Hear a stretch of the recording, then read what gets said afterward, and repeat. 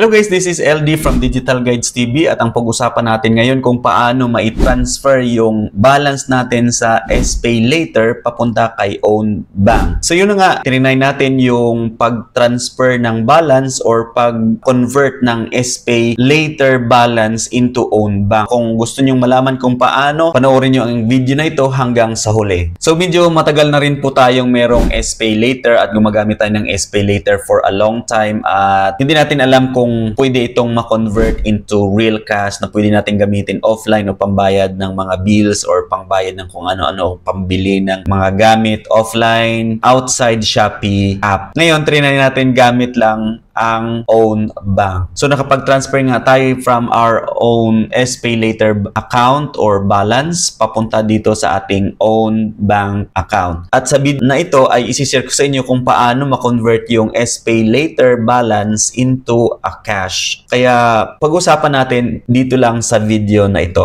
Siya nga pala, kakakuha ko lang or kakabukas ko lang ng Own Bank account. Itong Own Bank account is a digital bank account na meron silang physical address sa Cavite City. Si Own Bank po ay nagbibigay po siya ng mataas na interest. Mas mataas pa siya kaysa sa C-Bank, sa Kaymaya at sa ibang mga digital banks sa ngayon. So si Own Bank ay nagbibigay siya initially ng 6% per annum sa inyong normal deposit at up to 8% per annum sa time deposit naman for the first or new user. Kaya kung interested kayong magkaroon ng Own Bank account, i-click nyo lang po yung link na nasa description below at gamitin po ninyo yung ating referral code nandito sa ating screen. Yung trial voucher po na yun ay gagamitin lang po yan para po matry natin yung interest ni Own Bank. Pero yung mapupunta lang sa atin ay yung mismong interest lang at hindi yung pinakakapera. Okay? Si Own Bank ay isang accredited ni PDIC kaya insured po yung ating deposit dito at accredited po siya ni BSP. Ito po ay isang rural bank na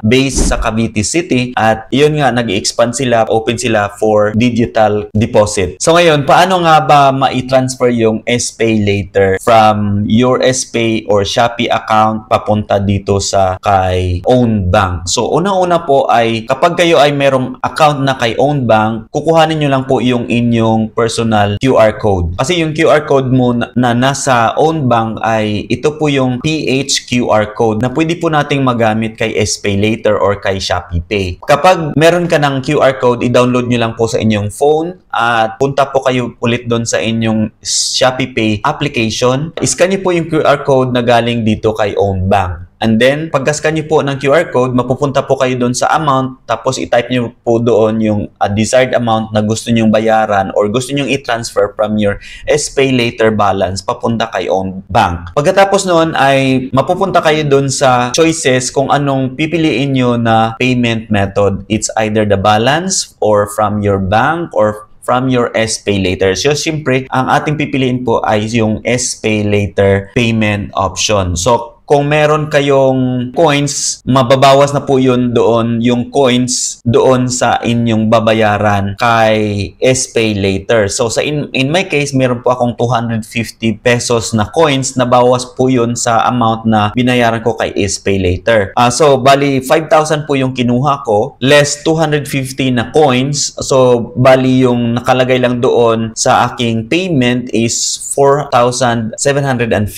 plus interest. Yun po yung babayaran ko after 1 month. Tapos yung na-receive ko po kay Own Bank is buo po yung 5,000 pesos. So, sobrang maganda po siya kasi umabot lang siya ng 1.25% yung interest kasi meron po siyang coins na promo si SPay Later. Meron pong coins na nabawas doon sa aking binayad. Tapos, nung pininta ko na, sumatotal is 1.25% lang po yung interest na babayaran ko pagdating ng due date ko after 1 month. Kasi 1 month lang po yung kinuha ko na term. So, depende po yun sa inyong term na kukuhanin. It's either 3 months, 6 months, or 12 months. Siyempre, pag longer term, mas mababa yung inyong monthly due, pero mas malaki po yung interest rate nyo kapag kinonsolidate po natin yung mga interest monthly na ating babayaran. Kaya, yung suggestion ko po ay the shorter the term, the lowest the interest you will pay. Pero kung gusto mo namang mas mababa yung monthly at gusto mo mas malawig yung term, edi kukunin mo yung 12 months. Kaya lang, pagdating ng 12 months, kung tututalin mo lahat yung binayad mo na interest, mas malaki po yung interest na binayaran mo. Okay? So, ito ay hindi ko po ina-advise na gawin nyo to lagi or gawin yung, I would say that do it at your own risk lang po. Try nyo muna yung maliit na